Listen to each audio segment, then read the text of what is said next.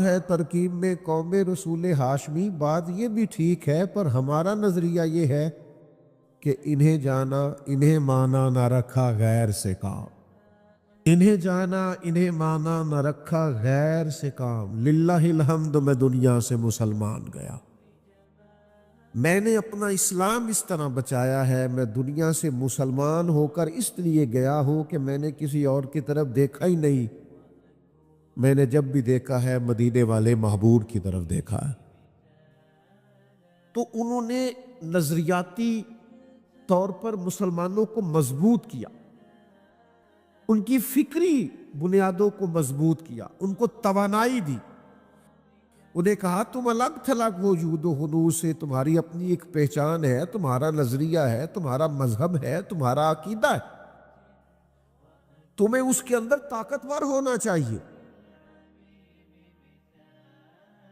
اللہ تعالیٰ خوش رکھے جی۔ سنیں پیارے بیٹا، خاموشی سے بیٹھے ہیں آپ لوگ، چھوڑ دو موبائل بھی، آپ لوگوں کی بڑی مہربانی، تھوڑی سی تو محفل ہے، اور اب تو ماشاءاللہ اتنی گرمی بھی نہیں، اور یہ جس طرح کا رنگ ڈھنگ بنا ہوا ہے یہ تو ویسے ہی دیکھنے کے قابل ہے۔ اطمینان سے سب محبت سے تشریف رکھیں۔ پھر انگریز کی حکومت ہو تو آج تو لوگ مطلب فٹافٹ حکومتوں سے ڈر جاتے ہیں اور بڑی جلدی اور نظریاتی طور پر کمزوری دکھا جاتے ہیں، اور ان کے جملوں میں جھول آنے لگتا ہے اور لفظ ٹوٹنے لگتے ہیں، اور جناب وہ جی نہیں جی نہیں، ہمیں بس دیکھنا چاہیے حالات کیا ہے۔ بھئی آپ حالات کو ضرور دیکھیں، بلا وجہ کسی سے نہ ٹکرائیں، آپ کوئی فساد والی بات نہ کریں، پر خود تو نظریاتی طور پر پختہ رہیں، یہ تو نہ ہو کہ جیسی ہوا چلے آپ بھی ویسے ہو جائیں۔ انگریز کی حکومت تھی، وہ ڈاک پہ ٹکٹ لگتا تھا نا، اس پہ انگریز کی تصویر بنی ہوتی تھی، تو اس ٹکٹ کو بھی الٹا لگایا کرتے تھے۔ انگریز کی عدالت کو ساری زندگی عدالت نہیں کہا، کچہری کہتے تھے، فرماتے تھے عدالت تو وہ ہوتی ہے جہاں عدل ہوتا ہے، تو یہاں کون سا عدل ہوتا ہے، یہ تو کچہری ہے، آپ کچہری میں جائیں۔ تسلیم نہیں کیا عمر پھاڑ، مسلمانوں کو ساری زندگی سمجھاتے رہے کہ تمہارا اپنا ایک تشخص ہے، تمہارا اپنا ایک نظریہ ہے، تمہاری دیکھیں نا اسلام کی اپنی الگ پہچان ہے۔ آج مسلمان اس پہچان سے عاری ہوتا جا رہا ہے۔ یہ سر پہ پگڑی باندھنی ہے نا، تو سادی پگڑی باندھ لیں، ایسے نہیں کیا اسلام نے۔ نبی پاک علیہ السلام نے الگ تشخص دیا، تم مسلمان ہو، تمہیں ہر وقت مسلمان رہنا۔ حضور نے فرمایا یہودی بغیر ٹوپی کے پگڑی باندھتے، تم نے ٹوپی پر پگڑی باندھنی ہے، یہودیوں کی مخالفت کرنی۔ تمہارا اپنا نظریہ ہے، تمہارا طرز زندگی ہے، تمہارا طرز حیات ہے، تمہیں اپنے طرز حیات کی طرف لوٹ کر پلٹ کر آنا ہے۔ یہ داڑھی اور مونچھیں رکھنی ہے نا، تو حضور نے فرمایا مونچھوں کو پست رکھنا، داڑھیاں بڑی رکھنا، ذرا یہودیوں کی مخالفت کرنا، ان کے طریقے پر عمل نہیں کرنا۔ یہ سر پہ بال نکالتے تھے تو عیسائی اس طرح کی مانگ نکالتے اور یہودی اس طرح کی نکالتے، فرمایا تو بیچ سے نکالو۔ ہمارا خاص ہے ترکیب میں قوم رسول ہاشمی، ہمارا ایک تشخص ہے، اپنا ایک طرز زندگی ہے، اپنا ایک طرز حیات ہے۔ ہم کو طفیلی لوگ ہیں کہ جو فیشن آج ٹی وی پہ دیکھا سویرے کر لیا، ہمیں سارا کچھ ہمارے محبوب نے عطا فرمایا ہے، ہمیں ہر چیز وہاں سے لینی۔ دیکھیں نا، سیدھے ہاتھ سے لین دین کرنا، سیدھے ہاتھ سے چلنا، یہ حضور علیہ السلام کا طریقہ ہے۔ سیدھا قدم پہلے ہٹانا، اٹھانا، یہ سرکار کا طریقہ مبارکہ ہے۔ تو اعلیٰ حضرت مسجد میں آتے تھے تو سیدھا قدم رکھتے، پھر جس صف میں جاتے وہاں سیدھا قدم رکھتے، پھر جس صف میں جاتے اس میں سیدھا قدم رکھتے۔ تو یاد رکھیے گا کہ اسلامی تشخص، سنت اور شریعت کی پابندی اور مسلمانوں کو بحیثیت مسلمان مضبوط کرنا، ڈرے ڈرے نہیں رہنا چاہیے، سہمے سہمے نہیں رہنا چاہیے۔ ہمارے یہاں کچھ لوگ نا باقی سارے کام تگڑے ہو کے کرتے، اسلام کی بات ذرا آہستہ آہستہ کرتے۔ آپ تو اپنی برادری کا نام بڑا تگڑے ہو کے لیتے ہیں، تو غلامی رسول کا نام کیوں ٹھنڈا ہو کے لیتے ہیں؟ خاص ہے ترکیب میں قوم رسول ہاشمی، ڈٹ کر اپنی نسبت کا اظہار کرنا اور فکری طور پر مضبوط رہنا، یہ پیغام دیا اعلیٰ حضرت بریلوی۔ آپ کمزور نہ پڑے، کہیں کچے نہ ہو، آپ کے مزاج کے اندر کہیں کمزوری نہ آئے، آپ بحیثیت مسلمان ہمیشہ اپنے آپ کو مضبوط رکھیں، یہ ان کی سوچ تھی۔ اور ہر میدان میں مسلمانوں کی قیادت کرتے، وہ فتویٰ لکھتے تھے، فتویٰ۔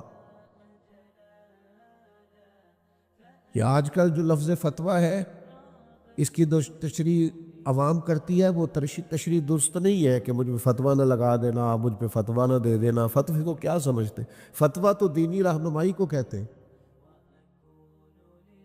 آپ نے کوئی مسئلہ پوچھا، اس کی دینی رہنمائی کی، اس کے بارے میں قرآن کیا کہتا ہے، حدیث کیا کہتی ہے، کتاب و سنت کی روشنی کے اندر اس مسئلے کا جواب کیا، اس کو فتویٰ کہا جاتا ہے۔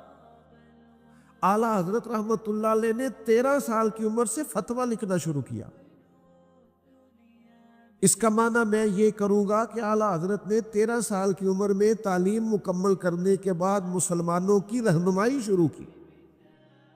اور وہ ایسے نہیں فتویٰ لکھتے تھے، اعلیٰ حضرت کی ایک ایک سطر کو کھولا جائے نا، ایک ایک سطر کو، یعنی کتاب کی ایک ایک سطر کو، تو شاید 20 کتابوں کے حوالے نکل آئے۔ ایک ایک لائن میں کئی کئی کتابوں کی، یعنی قرآن حدیث کو سامنے رکھ کے ہندوستان کے مسلمانوں کی رہنمائی کرنا، انہیں مسئلہ بتانا۔ اور پھر علم کی کیفیت ہے، مجھ سے کوئی طالب علم، کوئی عالم ناراض نہ ہو جائے، چونکہ میں طالب علموں میں بھی سب سے چھوٹا ہوں، علماء میں تو خیر کوئی شمار ہی نہیں۔ ہمارے ہاں نا لوگ محنت نہیں کرتے، علم کے میدان میں بھی محنت نہیں کرتے۔ اور اب تو گوگل کا زمانہ ہے، اب تو گئے کام سے سارے لوگ۔ اب تو بچوں سے پہلے ہم پوچھتے تھے کہ یہ آیت کہاں ہے، تو وہ قرآن مجید میں سے نکال کے دیتے تھے، اب وہ اسی وقت گوگل پہ لکھ کے بتا دیتے ہیں فلانے سورت۔ بھئی آپ کتابیں نہیں پڑھیں گے تو آپ کیسے مضبوط ہوگے؟ میں اپنے طلباء سے کہا کرتا ہوں کہ ساری دنیا کا خیال ضرور رکھو، اخبار ضرور پڑھو، لیکن آپ سے لوگ سیاست کے مسئلے پوچھنے نہیں آئیں گے، دین کے مسئلے پوچھنے آئیں گے۔ آپ مہربانی کریں، دین کے مسائل کو گہرائی سے پڑھیں، قوم کی صحیح رہنمائی کریں، مشقت کے ساتھ دین کے مسائل کو پڑھیں، اترے اس سمندر میں۔ قوم کو ضرورت ہے، قوم تشنا ہے، قوم آزمائش میں ہے، قوم سمجھنا چاہتی ہے۔ میں عوامی آدمی ہوں، میں ببانگ دہل کہتا ہوں کہ آپ طلائع کی دنیا میں لوگوں سے بات کریں، لوگ بات ماننے کو تیار ہیں، قبول کرتے کو تیار، لیکن وہ مشقت نہیں رہی، وہ محنت نہیں رہی، وہ قرآن و سنت میں جو ہوتا زنی کبھی ہوتی تھی، اور موتی ڈھونڈ ڈھونڈ کے لوگ لے کے آتے تھے، وہ سارا کچھ ہمارا موبائل چھین کے لے گیا اسے، وہ زور نہیں رہا۔ ایک پروفیسر سید سلیمان اشرف بہاری رحمۃ اللہ علیہ، اعلیٰ حضرت کے شاگرد الخلیل، علی گڑھ یونیورسٹی میں اسلامیات کے استاد تھے۔ تو وہاں ایک ٹیچر تھے جو ریاضی پڑھایا کرتے تھے طلباء کو۔ تو ریاضی کا ایک مسئلہ نوٹ سے الجھ گیا، حل نہیں ہوتا تھا۔ تو جو سیانے لوگ ہیں نا، آج بھی جو پڑھتے پڑھاتے ہیں، وہ رات کو مطالعہ کرتے ہیں، انہوں نے امدادی کتب رکھی ہوئی ہوتی۔ میں مشکل باتیں نہیں کرنا چاہتا، لیکن جس فن کا بھی کوئی آدمی ہوتا ہے نا، وہ ٹینسز پڑھانے والا ہو یا عربی گرامر پڑھانے والا ہو، وہ اس نے امدادی کتب رکھی ہوتی ہے، رات کو وہ مطالعہ کرتا ہے۔ اور ہمارے بزرگ فرمایا کرتے تھے، جو مطالعہ کر کے نہیں نہ پڑھاتا، سمجھو وہ پڑھاتا ہی نہیں، وہ ٹائم پاس کرتا ہے۔ مطالعہ کرتے، پڑھانے کے لیے پہلے آپ کو پڑھنا پڑتا ہے۔ آپ اس کتاب کی شروحات دیکھیں گے، پھر پڑھائیں گے۔ مسئلہ پہلے سمجھیں گے، جو آپ کو ہی سمجھ نہیں آیا وہ کوئی کیا سمجھے گا۔ تو پروفیسر صاحب انگریزی پڑھاتے تھے، تو ریاضی کا ایک مسئلہ الجھ گیا، تو بڑے لوگوں سے انہوں نے رابطہ کیا، ہندوستان میں مسئلہ حل نہ ہوا، یورپ جانے کا ارادہ کیا کہ وہاں کی لائبریریاں، جہاں سے زیادہ تر ریاضی دان کام کرتے ہیں وہاں جاتا ہوں اور وہاں سے یہ مسئلہ سیکھ کے آتا ہوں. آپ کی توجہ ہے میری بات پر؟ جن کی ہے انہوں نے بتایا, جن کی موبائلوں پہ ہے وہ بولے ہی نہیں. کچھ کی موبائلوں پہ بھی توجہ نے بڑی دیر سے, وہ نہیں بول رہے, ان کو پتہ ہے ہماری کدھر ہے توجہ. تھوڑی سی بات ہے, آپ توجہ سے سن لیں, میں نے بڑی جلدی سمیٹ دینا ہے. وہ پروفیسر صاحب وہاں جا رہے تھے تو اعلیٰ حضرت کے شاگرد اور خلیفہ وہاں ہوتے تھے. وہ کہنے لگے آپ شوق سے جائیے, جا کر کے آپ وہاں سے مسئلہ حل کر کے آئیے, لیکن اگر ہو سکے تو میرے استاد اور میرے شیخ مولانا احمد رضا خان صاحب سے بھی ایک دفعہ مل لیجیے. مولویوں سے ملنے میں لوگ اتنے خوش نہیں ہوئے, آپ بھی زیادہ نہیں ہوئے, سہتا ذوق نہیں آیا, چونکہ وہ مطلب وہ سمجھتے ہیں اب تو پروفیسر لوگ ہیں. وہ جس بیچارے کی اپنی تعلیم ہوتی ہے نا میٹرک فیل, وہ مولوی صاحب سے پوچھتا ہے آپ پڑھے ہوئے کتنا ہے, تو وہ کہتے ہیں میں درس نظامی پڑھا ہوں. نہیں ہوتے ٹھیک ہے, پڑھے کہ نہ ہو, بھئی عالم سے آ کے پوچھ رہے ہیں پڑھا کتنا ہے اور کیا پڑھے. وہ ایک صاحب مجھ سے کہنے لگے مجھے مسجد کے لیے خطیب چاہیے, تو میں نے کہا کہ میں مولانا کا بھیجوں گا. کہنے لگے بھیجیں, ہم ٹیسٹ لیں گے. میں کہ درس نظامی کے فاضل کا ٹیسٹ تو شیخ الحدیث صاحب ہی لے سکتے ہیں, تو آپ میں کوئی شیخ الحدیث ہے تو بتا دیں, ٹیسٹ دلوا دیتے. تو کیسے آپ ٹیسٹ لیں گے؟ بڑی ڈگری والا ٹیسٹ لے گا نا. تو پھر قوم کیا ٹیسٹ لیتی ہے؟ سر وغیرہ چیک کرتی ہے ٹھیک ہے کہ نہیں. تو پھر وہی حال ہوتا ہے جو ہمارے ہاں ہو رہا ہے. عام دام برسر مطلب کہا ایک دفعہ میرے شیخ سے مل لے, تو انہوں نے کہا مطلب مولوی صاحب سے کہاں مسئلہ حل ہوگا. اللہ معاف کرے, آج کل یہی لوگوں کا حال ہے, مولوی کہاں سیاست کر سکتے ہیں, مولویوں کو کیا پتا, معاذ اللہ, یہی لب و لہجہ ہے. وہ پروفیسر کہنے لگے آپ ٹھیک ہیں, وہ بڑے عالم ہیں, پر تو سر نے دوسرے تیسرے نے پھر کہا کہ سر سنا آپ کی ٹکٹ شکٹ ہو گئی ہے, ایک دفعہ چلے تو صحیح, چلے ایک دفعہ چلے تو صحیح, ایک دفعہ مل تو لے, ایک دفعہ آئے تو صحیح. اس کی گلی میں ہم ایک کام سے گئے, ایسے گئے کہ پھر ہر کام سے گئے. آپ ایک دفعہ چلے تو صحیح. تو دو چار دفعہ کہا تو وہ پروفیسر کہتے ہیں میں نے سوچا یار سید صاحب میرے کلیگ ہے, کالج میں پڑھاتے اکٹھے ہیں یونیورسٹی میں, تو یہ کہیں گے گئے نہیں تو چلتے. کہتے ہیں ہم پہنچ گئے بریلی شریف, تو فاضل بریلی عصر کی نماز کے بعد پھاٹک پر بیٹھتے تھے. باہر بڑا سارا ایک چارپائی تھی, اس پر تشریف فرما ہوتے تھے, لوگ مسائل پوچھتے تھے. تو کہتے ہیں میں نے جا کے وہ مسئلہ سامنے رکھا تو چائے مجھے دی گئی پینے کے لیے. تو کہتے ہیں میں چائے پی رہا تھا تو اعلیٰ حضرت نے اس مسئلے کو غور سے دیکھا, پھر پینسل منگوائی, چند لکیریں لگائی, اور پھر میری طرف بڑھا کے کہا ذرا دیکھیے جواب درست ہے. تو کہتے ہیں چائے مجھے بھول گئی, تیریاں ویکھ کے ادامہ میں مرید ہو گئی. چائے شائے مجھے بھول گئی, کبھی میں سوال کا جواب دیکھوں, کبھی مولانا کی سادگی دیکھوں,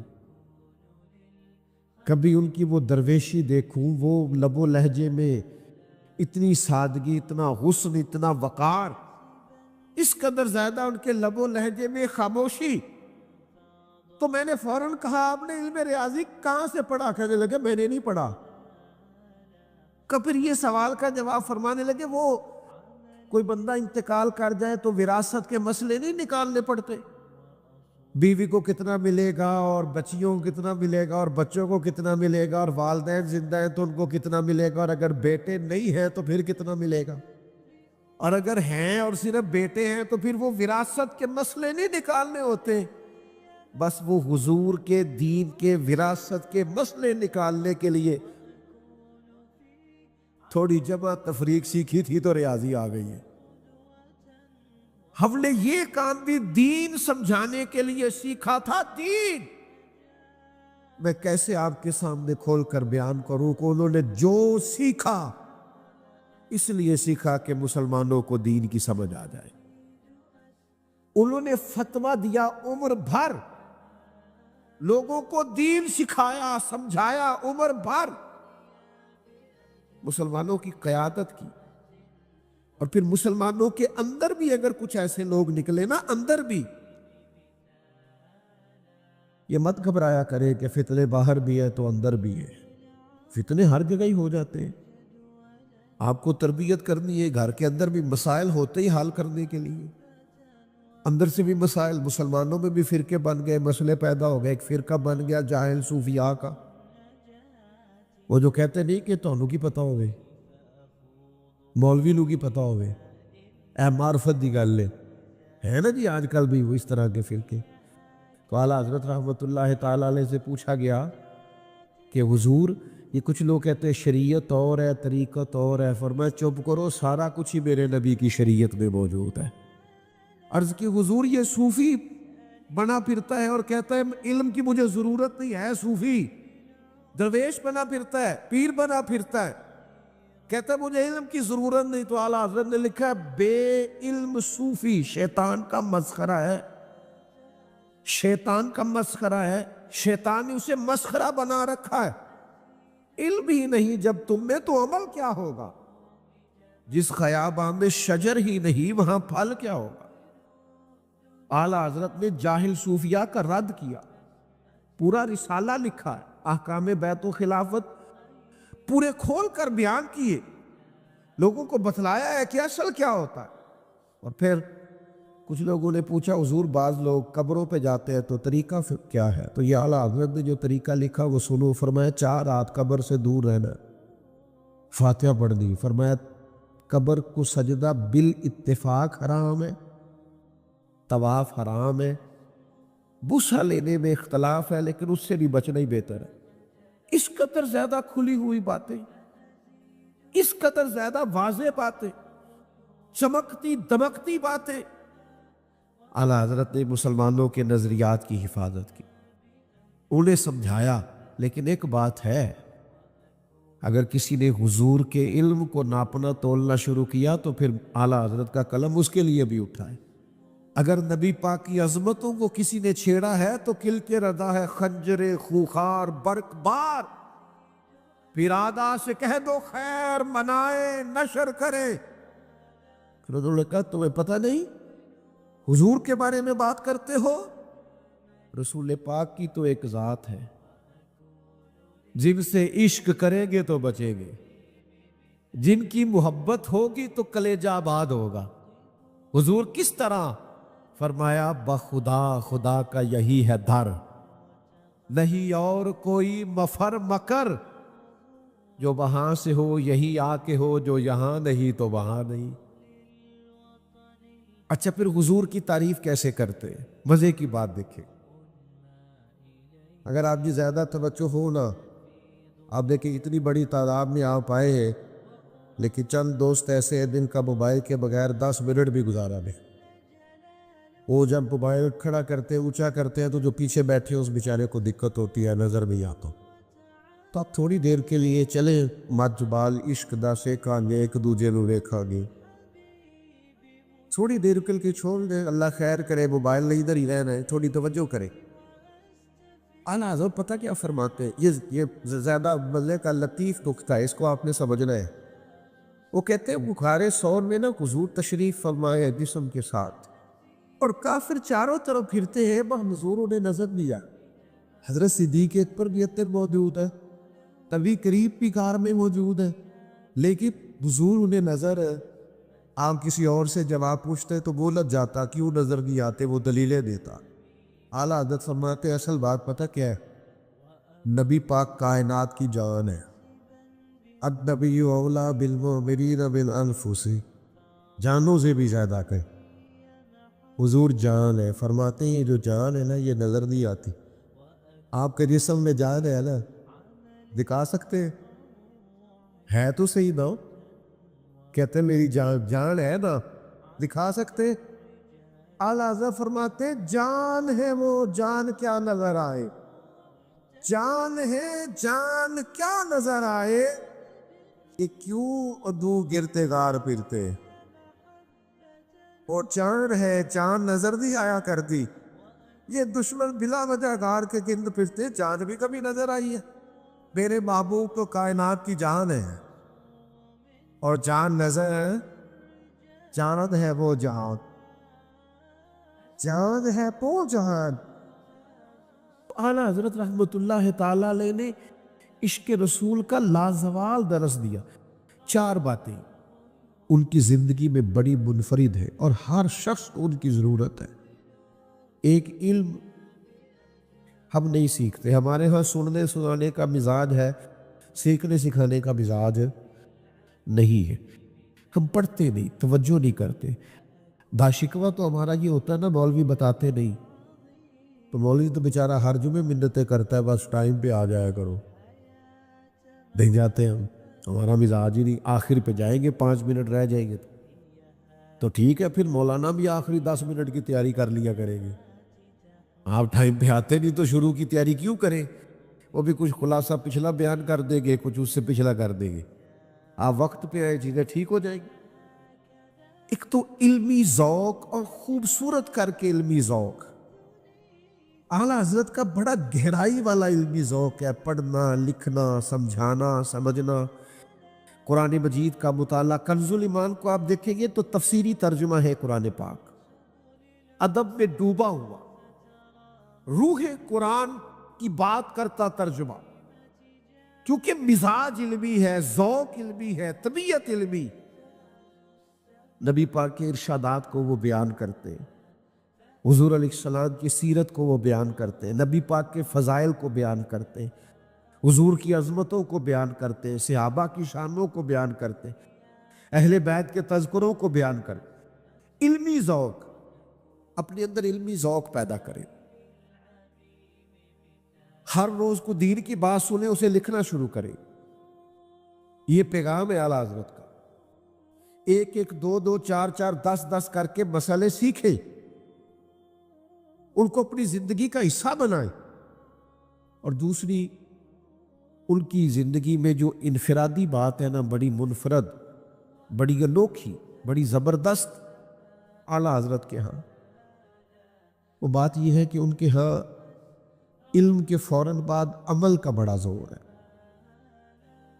وہ فرماتے تھے کہ عملی طور پر مسلمان کو تازہ دم ہونا چاہیے، اور اسے کوئی ایسا موقع بھی نہیں دینا چاہیے کہ شک پڑے کہ دین کی مخالفت کر رہا ہے۔ ایک صاحب ارنڈی کا تیل لے کے آئے مسجد میں چراغ جلانے کے لیے، لالٹین جلانے کے لیے۔ تو اس زمانے میں نا مٹی کے تیل سے لوگ لالٹین جلاتے تھے۔ جو لالٹینیں جنہوں نے دیکھی ہے پرانے لوگ، ان کو پتہ ہے۔ تو مٹی کا تیل بدبودار ہوتا ہے، مسجد میں جلانا درست نہیں ہے۔ تو اعلیٰ حضرت رحمۃ اللہ علیہ اس قدر زیادہ محتاط تھے کہ ہم دین کے نمائندے ہیں۔ یہ بہت سارے لوگ کہتے ہیں، جناب لوگ اعتراض بڑا کرتے ہیں، تو میں اپنے طالب علموں سے کہا کرتا ہوں پھر سب سے اونچی کرسی پہ بیٹھنا چھوڑ دو۔ سب سے اونچی کرسی پر تم ہی بیٹھتے ہو نا جمعے والے دن، تو پھر تمہاری شخصیت سب سے زیادہ نکھری ہوئی ہونی چاہیے۔ سب سے اونچی کرسی تمہاری، سب سے اگلا مصلی تمہارے پاس، تو پھر میرے بھائی تم اگر سب سے فائق ہو، عزت اور شان رکھتے ہو، تو پھر تمہیں بہت ساری چیزوں میں محتاط بھی ہونا پڑے، اس لیے کہ تمہارا شرف ہے، تمہارا مقام ہے۔ تو ایک صاحب نے کہا حضور یہ مٹی کا تیل نہیں، خوشبو والا تیل ہے، تو مسجد میں روشنی ہو جائے گی۔ تو فرمایا ٹھیک ہے، آپ اس کو لگائیں، اور پھر آپ اس طرح کریں کہ اس نہ لالٹین کے پاس کھڑے ہو جائیں، جتنے نمازی مسجد میں ہیں ان کو بتائیں کہ یہ مٹی کا تیل نہیں، اور جتنے باہر جائیں ان کو بھی بتائیں کہ یہ مٹی کا تیل، اس لیے کہ ہمیں لوگ دین کا نمائندہ سمجھتے ہیں۔ وہ کہیں کہ ان کے ہاں جلتا ہے تو باقیوں کے ہاں کیوں منائیں؟ بتاتے رہے۔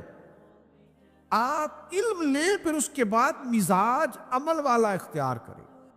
اگر آپ علم پر عمل ہی نہیں کرتے تو آپ تو 2 کشتیوں کے مسافر ہیں، آپ تو ڈبل مائنڈڈ زندگی گزار رہے ہیں۔ آپ کہتے کچھ اور ہیں، کرتے کچھ اور ہیں۔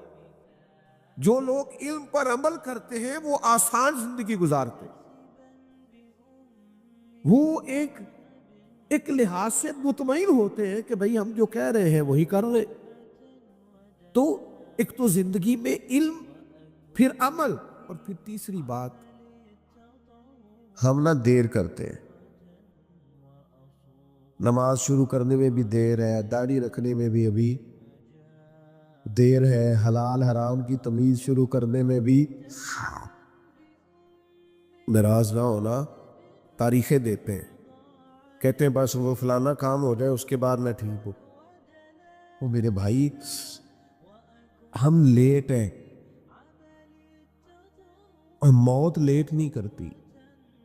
او پਈਆਂ ਦਿਸਦੀਆਂ ਕਬਰਾਂ ਤੇ ਜਿਨ੍ਹਾਂ ਤੇ ਫੁੱਲ ਪਏ, ਉਧਰੋਂ ਕੋਈ ਨਹੀਂ ਜੇ ਆਉਂਦਾ, इधरों ते लखा गए. मौत बिल्कुल अपने वक्त पे आती है, लेट नहीं होती. हम लेट है, अमल करने में लेट है. दाढ़ियां सफेद हो रही हैं मेरी तरह के लोगों की, और उम्रें ऊपर हो रही हैं, बच्चे जवान हो रहे हैं, लेकिन हम तवज्जो नहीं कर रहे कि वक्त हमारे हाथों से रेत की तरह निकलता जा रहा. हमें ख्याल ही नहीं आ रहा, हम वो ذوق نہیں پیدا کر رہے کہ ہمیں جلد از جلد عمل کی طرف بڑھنا چاہیے. چھوڑو بیٹا, اذان سنیں جی سارے دوست توجہ سے. اللہ تعالیٰ علیہ وسلم نے نا ایک یہودی سے گھوڑا خریدا. کریم نے اسے کہا یہ طے ہو گئی رقم, تو یہاں رک, میں گھر سے پیسے لے کے آیا. محبوب پیسے لے کے واپس آئے. اس سے لوگوں نے کہا تم نے تو سستا بیچ دیا ہے, مکر جاؤ. وہ مکر گیا. اب جب سودا ہوا تھا, یا وہ شخص تھا یہودی یا حضور علیہ السلام تھے, تیسرا کو تھا ہی نہیں, مکر گیا. نبی کریم صلی اللہ تعالیٰ علیہ وسلم نے فرمایا یہ پیسے لو, گھوڑا دو. میں جاؤں تو کہنے لگا کون سا گھوڑا, کیسا گھوڑا, میں نے تو بیچا ہی نہیں. جب بات بڑھ گئی تو لوگ جمع ہو گئے, مسلمان بھی, یہودی بھی, غیر مسلم بھی, سب اکٹھے ہو گئے. جب بات تھوڑی ہونے لگتی ہے تو وہاں رش بھی ہو جاتا ہے. لوگ جمع ہوئے تو ہماری پنچایتوں میں بھی آپ نے دیکھا ہوگا کہ لوگ ایک بات کر دیتے ہیں, کہتے ہیں فلانا بندہ کہہ دینا اگر تو میں یہ کام کر دوں گا. اچھا, وہ نام ایسے بندے کا لیتے ہیں یا پہیلی ایسی ڈالتے ہیں کہ پوری نہ ہو سکے. تو وہ یہودی کہنے لگا جی ایک بندہ بھی اگر کہہ دینا, آپ کی شریعت میں اصول ہے نا کہ گواہ پیش کیے جاتے ہیں, تو ایک بندہ بھی اگر کہہ دے کہ میں نے گھوڑا بیچا ہے اور آپ نے خریدا, زیادہ نہیں ایک, تو میں دے دیتا ہوں. اب وہاں تھا ہی کوئی نہیں, گواہی کیسے ہو؟ حضرت ابو خزیمہ رضی اللہ تعالیٰ عنہ صحابی ہیں. یہ صحابہ کے اس مجمع کے بیچ کھڑے تھے, ہاتھ کھڑا کر کے کہنے لگے میں گواہی دیتا ہوں میرے نبی نے خریدا ہے. اب اس نے کہا تھا اگر ایک بندہ بھی کہہ دے تو میں دے دوں گا, تو ایک نے کہہ دیا, اسے دینا پڑا. گھوڑا دے دیا, پیسے لیے, وہ چلا گیا. تو محبوب کریم علیہ السلام فرمانے لگے خزیمہ تم نے تو دیکھا ہی نہیں. عرض کی یا رسول اللہ, جب آپ کی زبان پر ایمان لا کر میں نے آسمان کی خبروں پر یقین کر لیا, میں نے تو جنت بھی نہیں دیکھی, میں نے تو دوزخ بھی نہیں دیکھی, میں نے تو فرشتے بھی نہیں دیکھے, میں تو جسے سجدہ کرتا ہوں وہ رب بھی نہیں دیکھا, میں نے تو اتنی بڑی باتیں آپ کے کہنے پر مان لی ہے, تو گھوڑا تو چیز ہی کوئی نہیں. اللہ کو مان لیا ہے آپ کے کہنے پر, گویا تو گھوڑا تو وہ چیز ہی نہیں. جب یہ مضبوطی ایمان نصیب ہو کہ جو حضور فرما دے حق اور سچ ہے, یہ ہمیں صحابہ نے سکھایا کہ محبوب کی زبان سے جو نکل آئے. اب جب انہوں نے یہ بات کی نا تو نبی کریم نے اعلان دیا, سرکار نے ان کا ہاتھ پکڑا اور پکڑ کے بلند کر کے فرمایا بھئی جہاں گواہیوں کی ضرورت ہو نا, جہاں بھی 2 گواہ چاہیے ہوگے, لیکن فرمایا جہاں ابو خزیمہ موجود ہو ایک کی گواہی 2 کے برابر ہوگی. مضبوط ایمان, یقین, طاقتور. یہ جو ہمارے ہم مزاج بن گیا نا, طبیعت بن گئی ہے کہ ڈاکٹروں کی باتوں پر تو یقین ہے, مالدار کوئی وعدہ کر لے تو دل کو تسلی ہے, کوئی امیر آدمی کہہ دے کہ اب آپ فکر نہ کرے تو پھر تو فکر چلی گئی. لیکن معاذ اللہ ثم معاذ اللہ, میرے بھائی آپ بیچ میں سے بیٹھ جائے نا, آپ کی وجہ سے پچھلوں کو نظر نہیں آ رہا, جلدی سے بیٹھے, پیچھے دیکھے نہیں, بیٹھے. آپ تو بڑے پیارے لوگ ہیں, بیٹھ جائے جی, جلدی سے بیٹھ جائے. ماشاءاللہ آپ دیکھیں نا, آپ کا تو ڈبل مجمع ہے اور آپ نے کھڑے کر کے اسے 2 حصوں میں بانٹ دیا ہے. بیٹھ جائیں, آپ بھی بیٹھ جائیں بھائی جان, اللہ آپ کو سلامت رکھے. یہ دیوار کے ساتھ کھڑے, بیٹھ جائیں, سلامتی، اللہ برکت دے آپ کو۔ سنو میرے عزیزو، یاد رکھنا مضبوط ایمان، یہ کمزور باتیں چھوڑ دے کہ دنیا داروں کی باتوں پر تو یقین کرنا، رب رسول کے وعدوں پر معاذ اللہ مضبوط۔ حضرت مولا علی شیر خدا ایک دفعہ بڑے بیمار ہو گئے تھے، بڑے علیل ہو گئے تھے، تو کچھ لوگ تیمارداری کرنے آئے تو شیر خدا کی محبت میں رو پڑے، حضور یہ تو بڑی سخت کمزوری ہے۔ تو آپ نے فرمایا فکر نہ کرو، مجھے کچھ بھی نہیں ہوگا۔ انہوں نے کہا کیوں؟ فرمانے لگے میں نے بیماری سے جانا ہی نہیں دنیا سے۔ انہوں نے کہا اس کی وجہ؟ انہوں نے کہا وجہ یہ ہے کہ ساڈے نبی دی زبان ساڈے واسطے قرآن۔ یہ موبائلوں والے بچے پھر بیچ کھڑے ہو گئے، اور بیٹا نیچے بیٹھ جاؤ جلدی سے، اللہ آپ کو سلامت رکھے، فٹافٹ بیٹھو۔ نبی کریم کی زبان، سرکار تشریف لائے تھے، مولا علی فرماتے ہیں میں ایک دفعہ بیمار تھا تو حضور تیمارداری کرنے آئے، تو میں نے عرض کی حضور شدید بیمار ہوں، دعا فرمائیے گا۔ تو نبی کریم نے فرمایا علی آپ کو کچھ بھی نہیں ہوگا، آگ کی تو داڑھی مبارک خون سے رنگین ہوگی، پھر آپ دنیا سے جائیں گے۔ مانا کیا ہے؟ بیماری سے نہیں جائیں گے، زخم لگے گا، شہادت ہو، میدان میں جائے۔ تو حضرت علی کہنے لگے بے فکر ہو کے جاؤ، یہ میرے محبوب کا فرمان ہے، جو دن کو کہہ دیا دن ہے تو دن نکل آیا، جو شب کو کہہ دیا شب ہے تو رات ہو کے رہی، اور خدا نے ان کی زبان کو وہ اختیار دیا جو نکلی منہ سے ان کے وہ بات ہو کے رہی۔ مجھے کچھ بھی نہیں ہوگا، تم جاؤ۔ تو میرے عزیز ایک تو ایمان مضبوط تھا ان لوگوں کا، یقین مضبوط تھا، طاقتور۔ ہمارے ہاں سب سے پہلے ہمیں اللہ پر، آخرت پر، اپنی آنے والی نسل کو مضبوط ایمان دے کے جانا، عقائد اہل سنت کی پابندی دے کے جانی۔ جب ان کے یقین مضبوط ہوں گے، عقیدے مضبوط ہوں گے تو عمل کرنا آسان ہوگا۔ دوسری بات جو صحابہ میں بڑی زیادہ پائی جاتی ہے، جو ہم نے ان سے سیکھنی ہے، صحابہ اور اہل بیت میں، وہ حضور کا ہر حکم ماننے میں جلدی کرتے تھے۔ ہم نہ دیر کرتے ہیں، نماز شروع کرنے میں بھی دیر ہے، داڑھی رکھنے میں بھی ابھی دیر ہے، حلال حرام کی تمیز شروع کرنے میں بھی ناراض نہ ہونا، تاریخیں دیتے ہیں، کہتے ہیں بس وہ فلانا کام ہو جائے اس کے بعد میں ٹھیک ہوں۔ اور میرے بھائی ہم لیٹ ہیں، اور موت لیٹ نہیں کرتی۔ او پہ دس دیا قبراں تے جنہ تے پھول پے، ادھروں کوئی نہیں جی آوندا، ادھروں تے لکھا گئے۔ موت بالکل اپنے وقت پہ آتی ہے، لیٹ نہیں ہوتی۔ ہم لیٹ ہیں، عمل کرنے میں لیٹ ہیں، داڑیاں سفید ہو رہی ہیں میری طرح کے لوگوں کی، اور عمریں اوپر ہو رہی ہیں، بچے جوان ہو رہے ہیں، لیکن ہم توجہ نہیں کر رہے کہ وقت ہمارے ہاتھوں سے ریت کی طرح نکلتا جا رہا، ہمیں خیال ہی نہیں آ رہا، ہم وہ ذوق نہیں پیدا کر رہے کہ ہمیں جلد از جلد عمل کی طرف بڑھنا چاہیے۔ چھوڑو بیٹا، اذان سنیں جی سارے دوست توجہ سے۔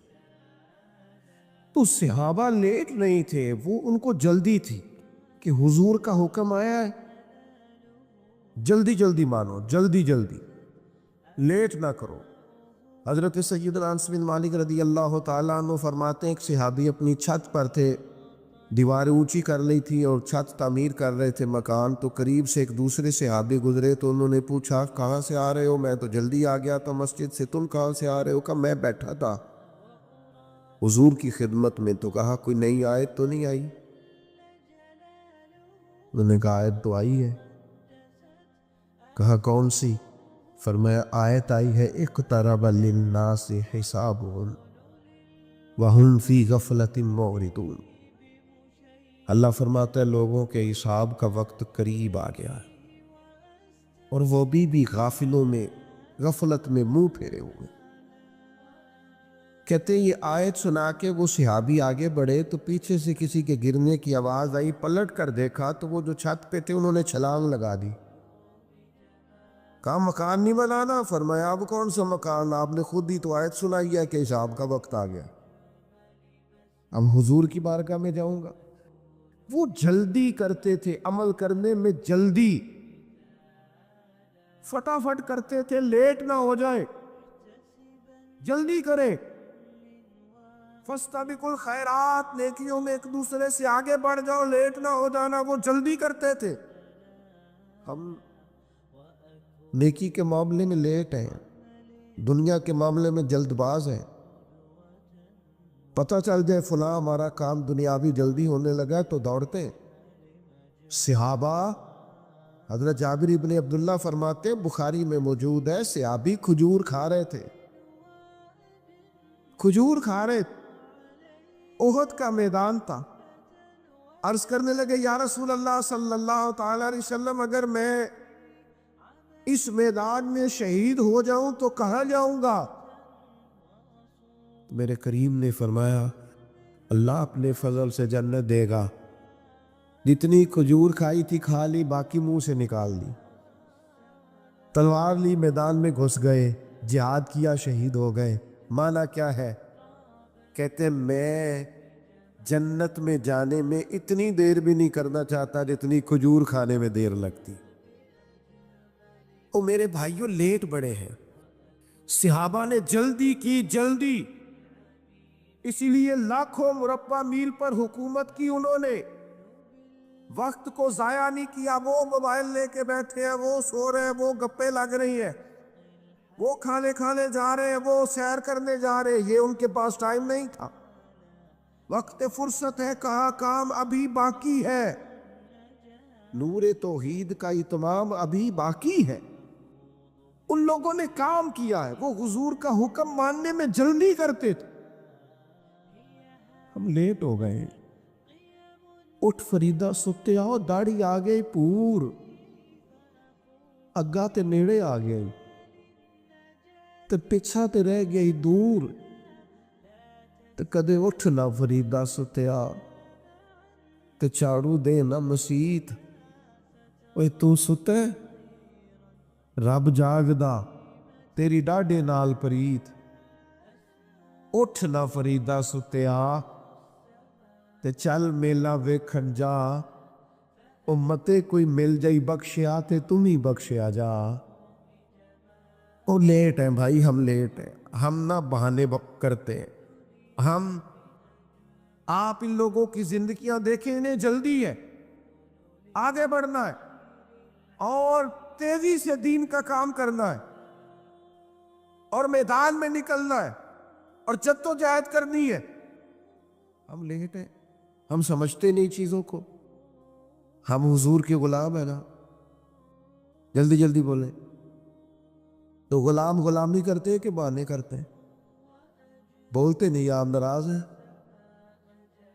آپ نے غلام رکھا، خادم رکھا ہوا آپ نے، غلام ملازم، آپ اسے کہے جا دکان سے دوڑ کے چینی لے، آپ وہ کہے جلدی کیا ہے، ٹھہر کے لے آؤں گا، قبول ہے؟ تو یہ تسی آکھو کہ میں روز یہاں تو نماز شروع کرنی، ایک قبول ہے؟ عمرہ کارما پھر میں نیکیاں، یہ قبول ہے؟ آپ کہیں خادم سے کہ جناب لو یہ 10 کلو آٹا لے آؤ، تو وہ آپ سے کہیں جناب 10 کلو کیا کرنا ہے، کیا ضرورت ہے، پہلے دانائی بتائے تو آپ بتائیں گے؟ غلام حکمتیں نہیں پوچھتے، وہ تو غلامی کرتے۔ امام احمد بن حنبل غلام خرید کے لائے تو فرمایا تیرا نام کیا ہے؟ کہنے لگا سونیا غلاموں کے نام نہیں ہوتے۔ آپ کسی کو بھی آواز دیں گے میں سمجھوں گا میرے آقا نے بلایا ہے۔ فرماتے اس کی پہلی بات پر ہی مجھے وجد ہو گیا۔ میں نے پوچھا کھائے گا کیا؟ کہنے لگا حضور غلاموں کے نخرے نہیں ہوتے۔ بیٹا آپ نہ کرو، یہ ادھر سامنے بیٹھتے اگر آپ کو یہ کام کرنا، آپ توجہ میری بات پر رکھیں، اللہ آپ کو سلامتی عطا۔ نام کیا ہے؟ حضور جس نام سے کھاؤ گے کیا؟ تو فرمایا حضور جو آپ کہیں گے کھا لوں گا، غلاموں کے نخرے نہیں ہوتے۔ تو امام صاحب کہتے ہیں تیسری بات پوچھی، میں نے کہا کو کمرہ پسند کر لو، کہاں رہو گے؟ کہنے لگا حضور جہاں آپ کہیں گے۔ فرماتے میں نے کہا سینے سے لگ جا، تو آزاد ہے، تو غلام تو نہیں، تو آقا بننے کے قابل ہے۔ تیری سوچ بڑی نکھری ہوئی ہے نا، تیرا انداز بڑا انوکھا ہے، تیری طرز بڑی عمدہ ہے. بٹھا دیں جی، بٹھا دیں. نبی پاک صلی اللہ تعالیٰ علیہ وسلم جمعہ پڑھا رہے تھے. یہ ابھی تھوڑا تھوڑا مجھے کہنا پڑ لینا، آپ یہ نہ کریں، آپ بیٹھ جائیں، آپ بات سنیں، وہ الگ بات ہے. کچھ مان لیتے ہیں، کچھ جو ہوتے ہیں وہ ذرا زیادہ سیانے ہوتے ہیں، نہیں بھی کئی دفعہ سنتے بات. تو سرکار جمعہ پڑھا رہے تھے، توجہ ہے آپ کی میری بات پر. تو حضور نے جمعہ پڑھاتے پڑھاتے ایک بندے سے فرمایا بیٹھ جاؤ. ایک سے کہا، ایک قبیلہ بنو غنم میں تھے، ابھی ان کے کان میں آواز گئی، وہ وہیں بیٹھ گئے. ایک مسجد کے دروازے میں تھے، کان میں آواز گئی وہیں. ایک ابھی اس کونے میں تھے، کان میں آواز گئی وہیں. نماز کے جمعے کے بعد حضور نے فرمایا آپ کہاں تھے، آپ کہاں تھے؟ آپ حضور، آپ نے کہا تھا بیٹھ جاؤ تو میں بیٹھ گیا. فرمایا آپ سے تو کہا ہی نہیں، آپ سے تو کہا ہی نہیں، وہ تو ان سے کہا تھا. حضور آپ نے نام تو نہیں نہ لیا، آپ نے نام تو نہیں نہ لیا، آپ نے کوئی سانو تے قید سجن دا گہنا ہے، او جنج رکھے ایسا اونج رہنا ہے. اور نظریہ یہ ہے کہ جیم جان دا کچھ وسا نہیں ہو، جان یار نو دے تے شاد ہو جا. اسے دل دہن فساد سارے، دل دل پر نو دے تے آزاد ہو جا. جے او رکھے آباد تے رو وسدا، تے جدو کرے برباد برباد ہو جا. دے دے، قربان کر دے، جان مال اولاد دے دے، پھر سنبھال کے نہ رکھ. نہ بچا بچا کے تو رکھ سے، تیرا آئینہ ہے وہ آئینہ. شکستہ ہو تو عزیز تر ہے نگاہ آئینہ ساز میں. صحابہ جلدی کرتے تھے. تیسری بات، آخرت کی بڑی فکر لگ گئی تھی. اس گھر کی نہیں، اس گھر کی پرواہ تھی. ہمیں نا یہاں کی زیادہ ٹینشن ہے، میرا گھر ہے، میرا مکان، میرے بچے، کار، بنگلہ، کوٹھی. صبح کے اٹھے ہم، جو سویرے 5 بجے 5:15 اٹھ گیا تھا نماز کے لیے، وہ بتائے نا اس وقت سے لے کر اب تک دنیا کے لیے کتنے کام کی اور اپنی آخرت کے لیے کتنے کام کی. ہم کیا کرتے ہیں؟ آخرت کا مزاج. اللہ کہتا ہے قرآن مجید میں وَالْآخِرَةُ خَيْرٌ وَأَبْقَىٰ، آخرت تمہارے لیے بہتر بھی ہے اور باقی رہنے والی بھی ہے. چند روزہ دنیا کے لیے ساری تگو دو، آپ ضرور دنیا داری کریں. ویسے اسلام میں دنیا داری کوئی نہیں ہے، اسلام میں دین ہی دین ہے. ناراض ہو گئے ہو؟ نہیں ہے، کورے ہے کچھ دوستہ میں کافی زیادہ. اسلام میں دنیا داری، روزی روٹی کمانا دنیا نہیں دین ہے. رزق حلال کمانا دنیا، وہ کیا ہے؟ بچوں کو رزق کما کے لا کے کھلانا، اسے تو نبی پاک نے صدقہ کہا ہے. بیوی کے منہ میں لقمہ دینا صدقہ ہے.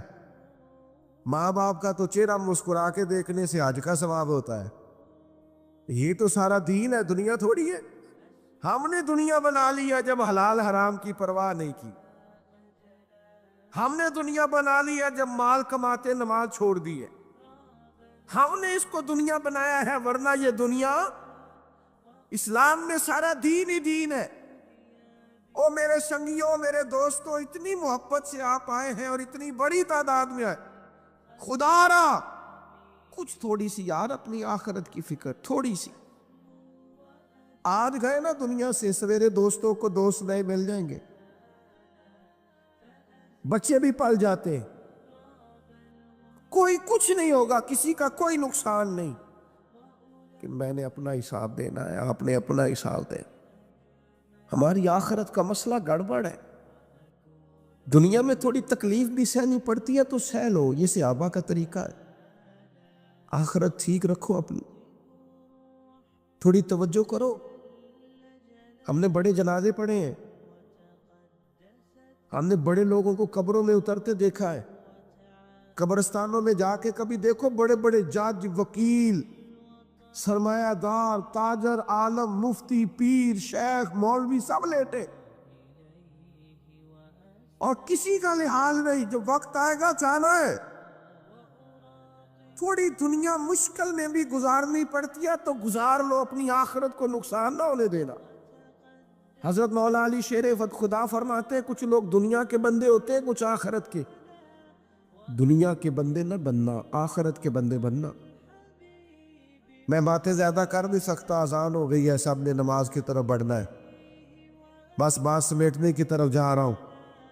فکر آخرت ہماری کب اور اشر ٹھیک ہو۔ میں دوستوں سے، یہ دوست دوڑتے ہیں نا ہاتھ چومنے کے لیے، فوٹو کھینچنے کے لیے، آپ جتنے بیٹھے ہیں میں آپ سب سے زیادہ گنہگار ہوں۔ میں کوئی عاجزی نہیں کر رہا، میں صحیح کہہ رہا ہوں۔